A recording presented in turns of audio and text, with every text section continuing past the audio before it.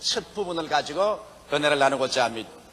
이 세상에 사는 모든 사람들은 예외 없이 모두 다 복을 받기를 원합니다.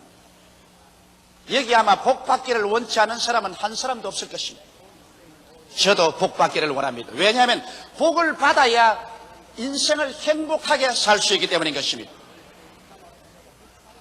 그런데 이 복이 환경에서 오는 줄로 사람들은 수없이 오해를 하고 있습니다.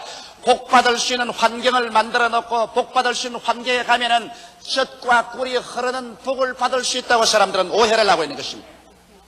그러나 실제로 복을 받을 수 있는 환경에 아무리 갖다 놓아도 그 사람이 복을 받을 수 있는 자격을 구비해 놓고 있지 않으면 그 환경이 축복으로 변화되지 않습니다. 이 사실은 우리 성경 이스라엘의 역사를 통해서 너무나 잘 알 수 있습니다. 430년 동안 애굽에서 종살이하던 이스라엘이 모세와 여호수아를 통해서 해방을 얻고 나와서 젖과 꿀이 흐르는 가나안 땅 복지에 들어갔습니다만 그 자리에 그들이 복을 누리지 못한 것은 그 자리에서 저들이 하나님을 배반하고 바알신 우상을 섬기며 믿음에서 떠났기 때문에 그들이 복을 받기는커녕 화를 받아서 아수르와 바벨론의 전쟁 포로로 잡혀가게 되고 무서운 종살이를 하게 된 것입니다.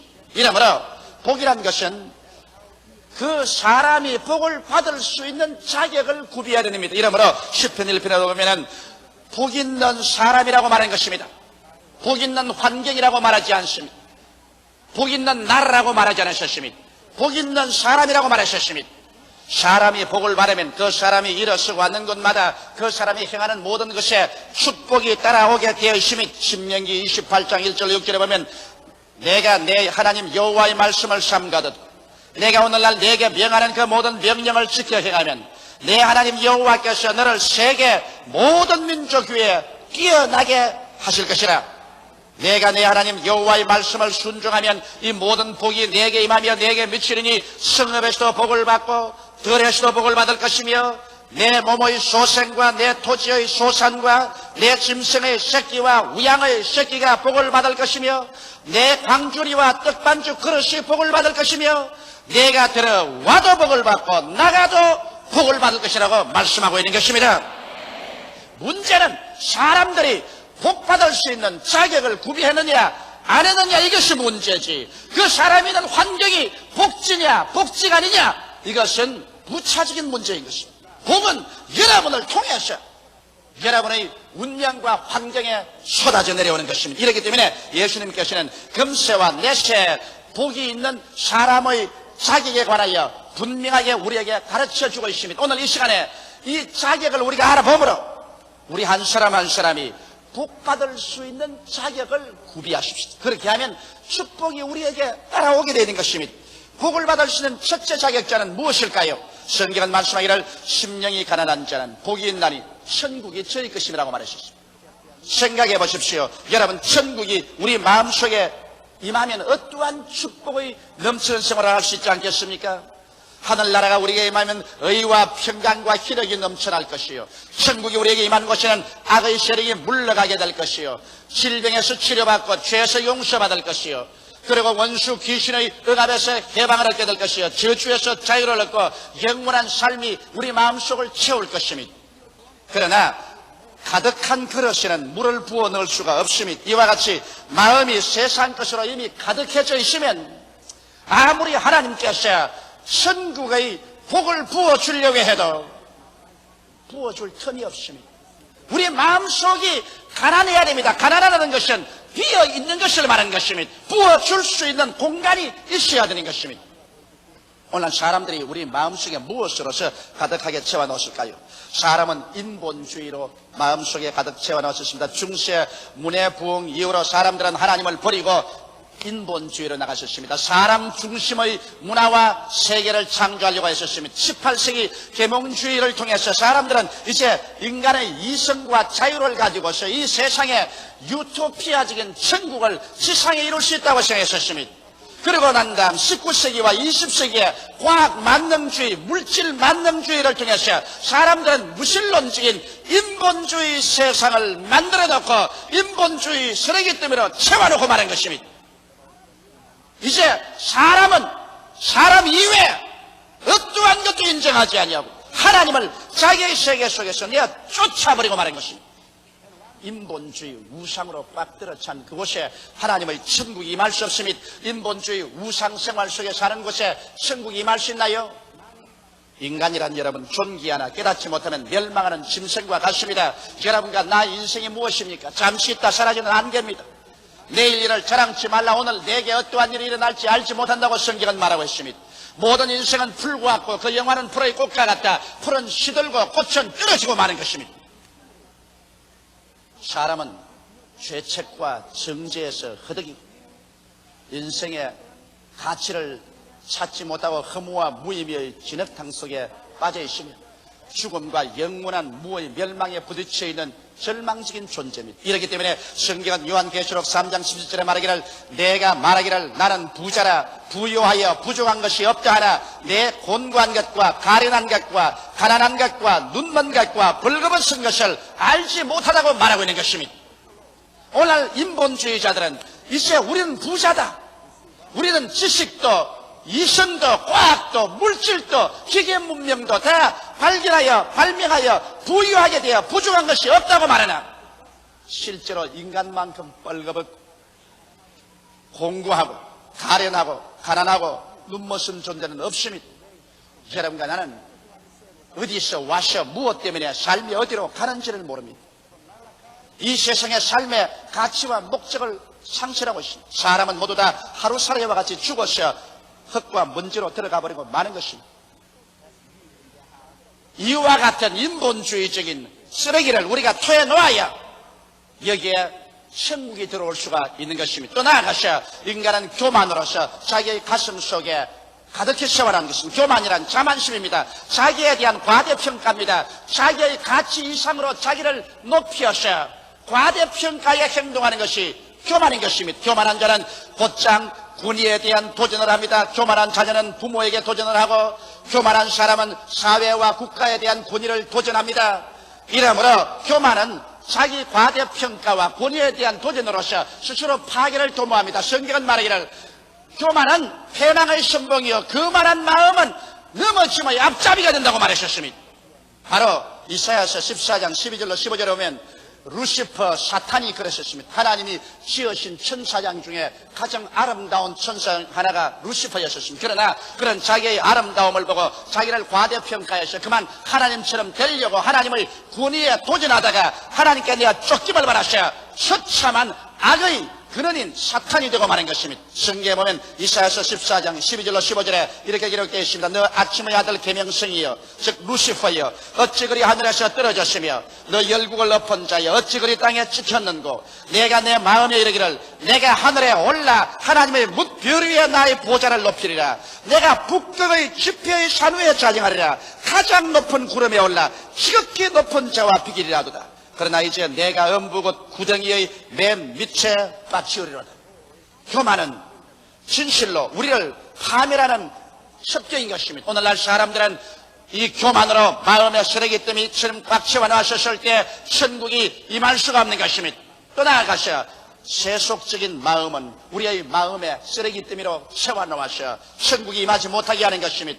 이 세상 육신의 정욕, 안목의 정욕, 이 세상 자랑을 따라 사는 사람, 그래서 음란과 방탕과 쾌락주의로 마음을 채워놓는 사람, 눈으로 화려한 것, 세상적인 것으로 채워놓기를 원하는 사람, 권세와 부귀만 취하여서 이것으로 채워놓기 위해 가시능굴같이 탐욕이 우거진 마음을 가진 사람, 이와 같은 세속적인 마음 속에 천국이 임할 수가 없는 것입니다. 요한일서 2장 16절로 17절에 이는 세상에 있는 모든 것이 육신의 정욕과 안목의 정욕과 이성의 자랑이라 다 아버지께로 쫓아난 것이 아니요 세상으로 온 것이라 이 세상도 그 정욕도 지나가되 오직 하나님의 뜻을 행하는 이는 영원히 구하니라고 말씀하고 있는 것입니다.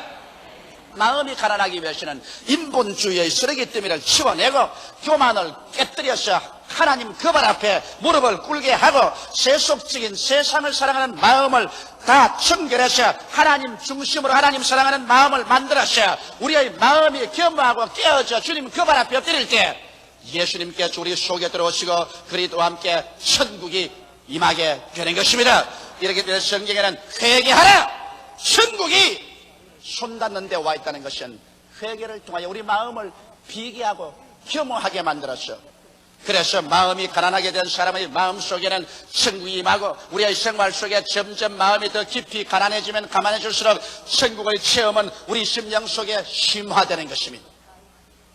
인본주의로 살고 자기가 잘났다고 머리를 내어 흔들고 그리고 세상의 탕욕이 가시는 물처럼 우거진 그 속에는 천국은 임하지 않는 것입니다. 둘째로 애통하는 자는 복이 있나니 저희가 위로함을 입을 것이라고 말씀하고 있는 것입니다. 애통하는 말은 무엇입니까? 우리 사람들은 모두 다 죄인들입니다. 어머니 뱃속에 죄악 속에 잉태되었고 죄 중에 태어나서 죄를 먹고 마시며 살고 있기 때문에 죄의 값은 사망입니다. 우리가 애통해야 될 것은 우리가 죄를 회개하고 용서와 구원을 구하기 위해서 애통하는 것입니다. 세례 요한도 와서 처음 외친 것이 회개하라 천국이 가까웠다고 말하셨으며 예수님도 회개하라 천국이 가까웠다고 외치셨으며 제자들에게도 회개하라 천국이 가까웠다고 외치라고 말한 것입니다. 이러므로 회개란 애통함이 없이 회개할 수 없습니다. 내가 지은 죄, 불의 추악, 내가 살아온 반역의 삶을 애통하게 생각하고 그것을 회개해서 청산하고 돌이켜 예수께 나오는 애통하는 마음이 있을 때 이 사람은 복을 받습니다. 이 사람은 용서의 복을 받으며 성령의 충만한 위로를 받아서 마음속에 위로가 충만하게 되는 것입니다.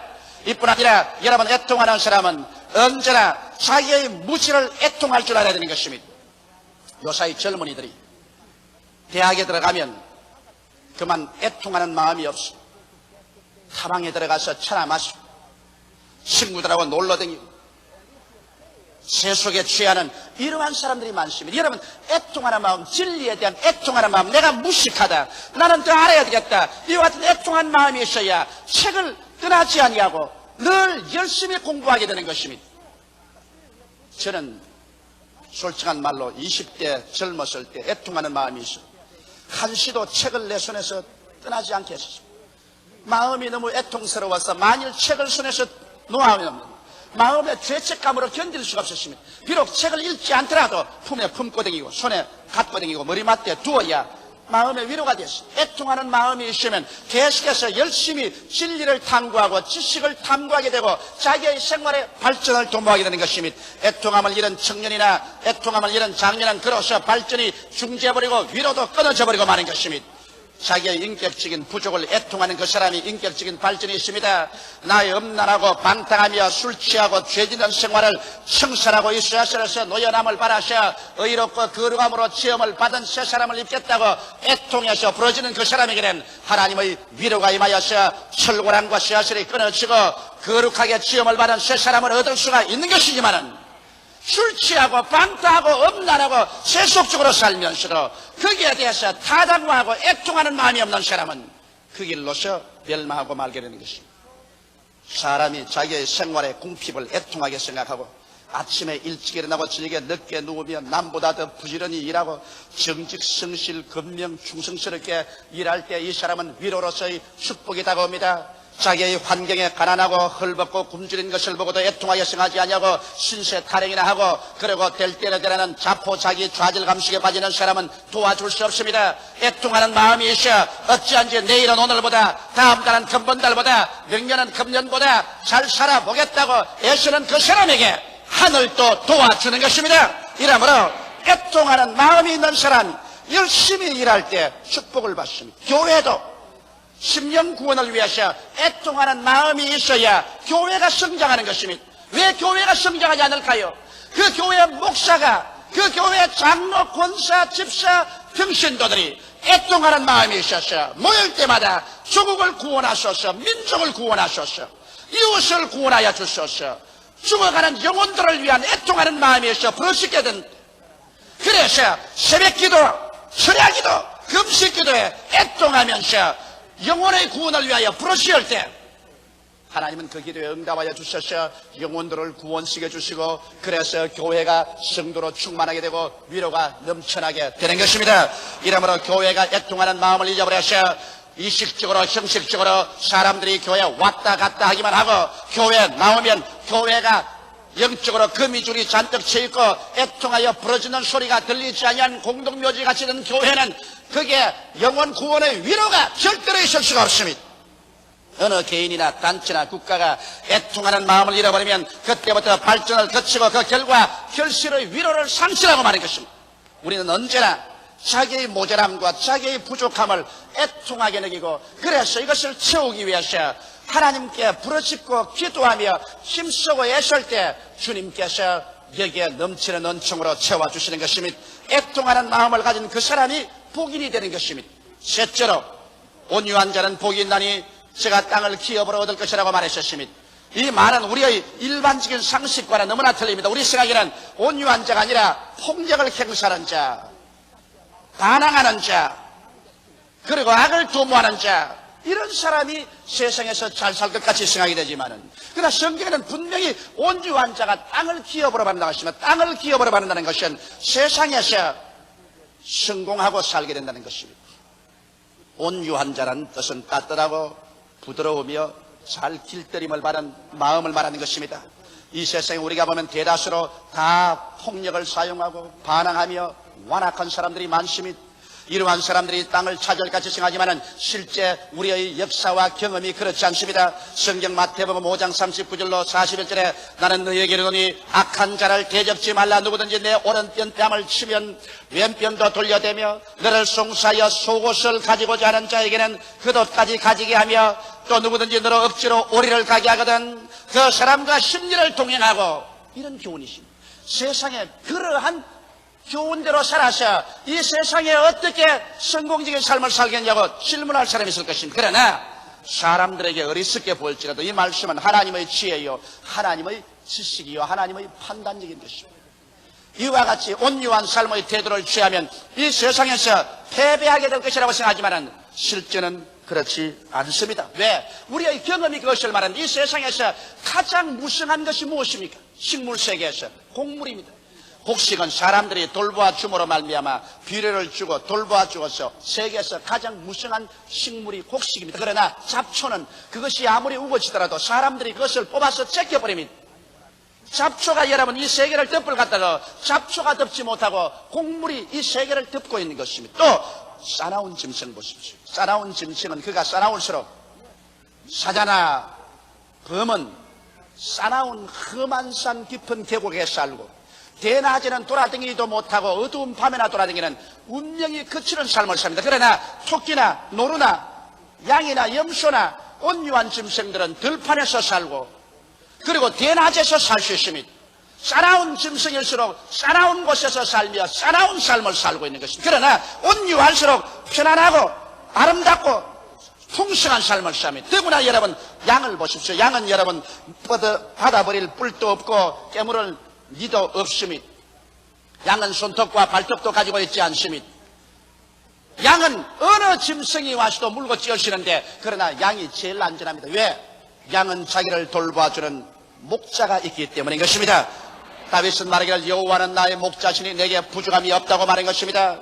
이러므로 다윗은 온유한 하나님을 믿고 순종하고 온유해서 이 세상에 살지만은 사람들이 다 물고 찢고 짓밟아 버릴 수 있는 양이지만은, 그러나 그 위에 우리는 천지와 만물을 지으신 하나님이 목자가 되신다는 것을 선언했던 것입니다. 이러므로 하나님께서 목자가 되심으로 누가 그 양의 손을 뗄 수가 있겠습니까?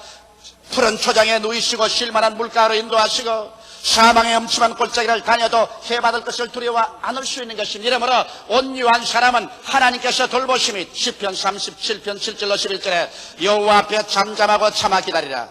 자기 길이 형통하며 악한 꾀를 이루는 자를 인하여 불평하여 말지어다. 분을 거치고 노를 버리라. 불평하여 말라 행하게 치우칠 뿐이라. 대저 행하는 자는 끊어질 것이나 여호와를 기대하는 자는 땅을 차지하리로다. 잠시 후에 악인이 없어지려니 내가 그곳을 자세히 살필지라도 없으리로다. 오직 온유한 자는 땅을 차지하며 풍부한 화평으로 즐기리라고 말씀한 것입니다.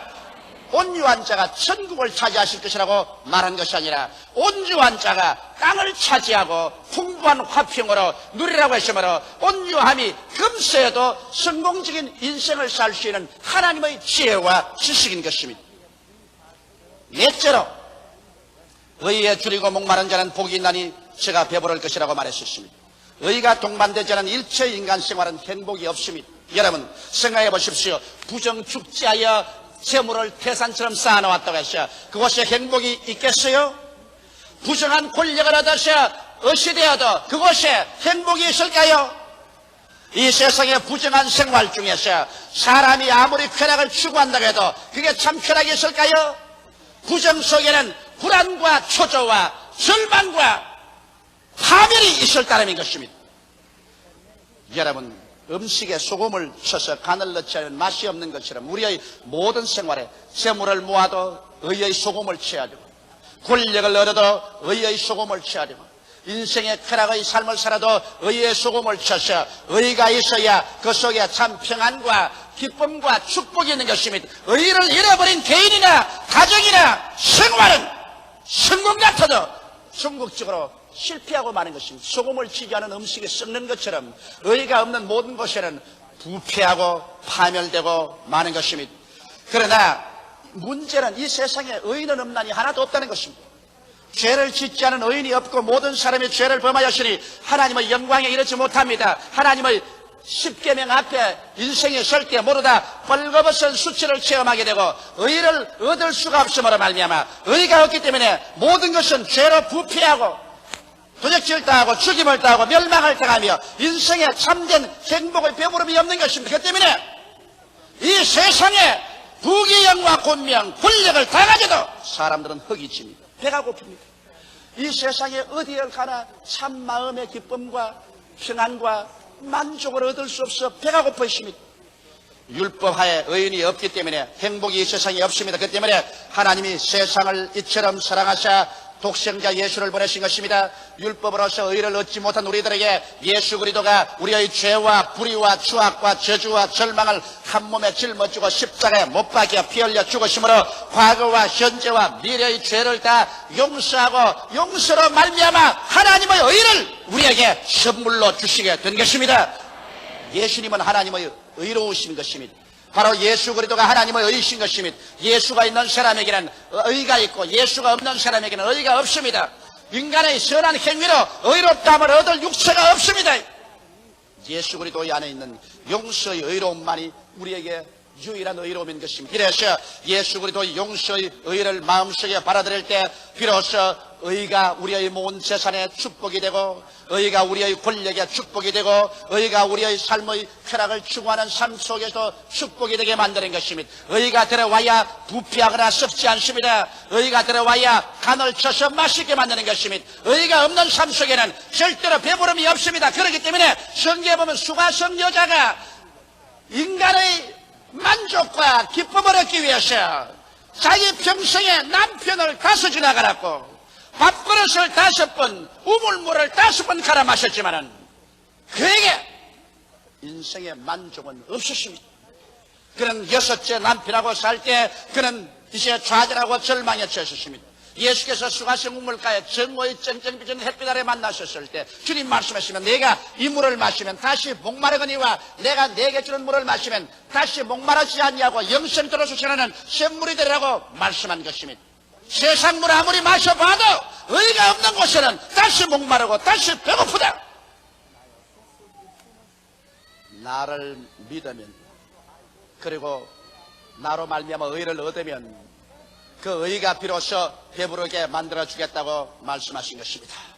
여러분, 의가 있으면 마음속에 배불러집니다. 이렇기 때문에 내가 비록 가난하고 헐벗고 굶주린 상황 속에 있을지라도 내가 예수 그리스도를 구주로 믿고 나면 놀라운 마음의 만족과 평화와 기쁨이 다가오는 이유가 있습니다.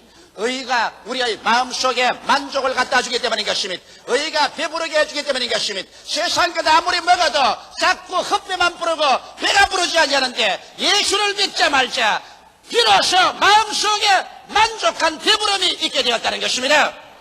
예수 믿지 않은 사람은 당뇨병 환자와 같습니다.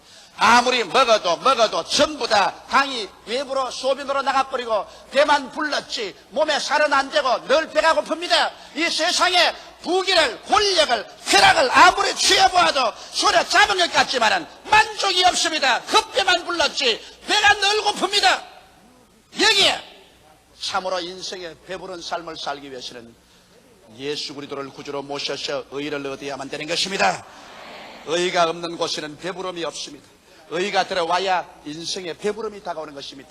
여러분께서 소시민이든 중요 사회 생활을 하든 상층사회를 하든 지도자든 누구든지 여러분 생활 속에 의를 받아들이십시오. 예수님만이 우리의 의가 되신 것입니다. 행복은 우연이나 미신적인 복수를 오지 않습니다. 행복은 인간의 마음가짐이 정당할 때 당연히 다가오는 보상인 것입니다. 우리는 우리 마음을 끊임없이 다스려 행복이 자리 잡을 수 있는 바탕을 만들 때 행복은 구말리 장치에 있는 것이 아니라 이 자리에서 여러분에게 다가오게 되는 것입니다. 주님은 여러분 모두가 행복한 사람이 되기를 원하십니다. 기도드리겠습니다. 살아계신 우리 아버지 하나님, 행복이 우리를 향하여 손치고 있음을 감사하옵나이다. 우리 하나님 아버지, 마음이 가난해서 인본주의, 교만, 세속적인 마음을 다 통에 잡아가고 빈 마음 속에 예수를 모시들 때 천국이 들어오게 되며 우리 아버지 하나님이시여 우리의 마음 속에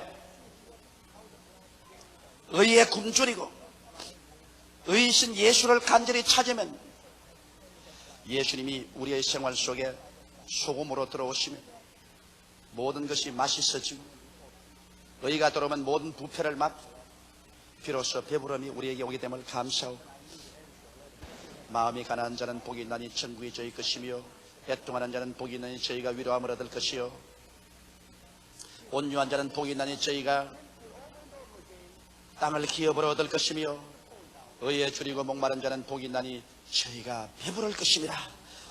이 복을 오늘 다 얻게 하여 주옵소서. 예수님 이름 받들어 기도하옵나이다.